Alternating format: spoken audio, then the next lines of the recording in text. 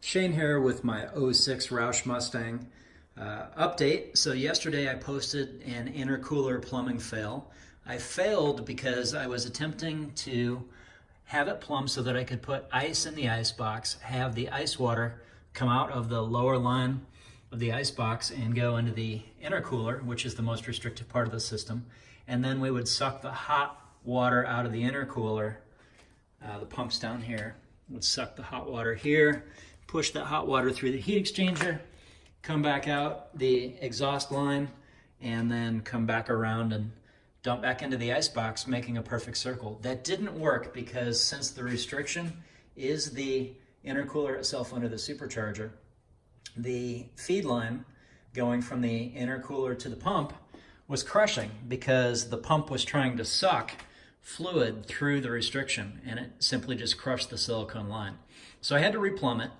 What I currently have done is the ice box will still be the supply, but we've reversed the direction. So now out of the lower line of the ice box, this line, we take the supply liquid. It comes straight down here into the pump. The pump then pushes the fluid into the heat exchanger. The cooled fluid comes out of the top of the heat exchanger, makes a 90-degree turn right here, goes into the intercooler supply line, which is the lower line there, and then the hot spent intercooler fluid comes out of the top and dumps back into the ice box. So what's different? Well, we are now using the pump to push fluid through the heat exchanger and then into the restriction, instead of trying to suck fluid through the restriction or pull. So the takeaway is you must always push into a restriction, don't try and pull.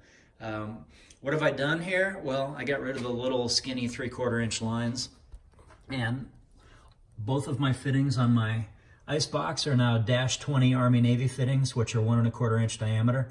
I've got them necked down to -16 AN fittings, which are 1 inch. And that's fine because the intercooler only has 3/4 inch plumbing for now. But if I get a different supercharger intake manifold with a bigger intercooler down the road that has 1 or 1 1/4 inch inlets and outlets, I'll be future proof. I did the same thing to my heat exchanger. So the inlet line, you can barely see it there. There it is. The inlet line on the intercooler is now 1 1/4 inch, and the outlet is, so I had to do a little race car mod here. I think it looks pretty cool.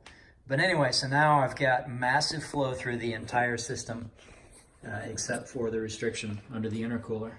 But it all adds up. I'll do a flow test shortly, but let me show you what it looks like right now. Turn the key a couple clicks.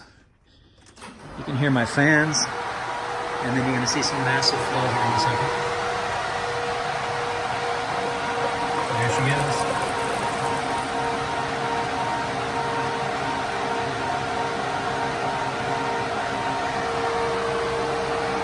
No more line crushing, and all is well.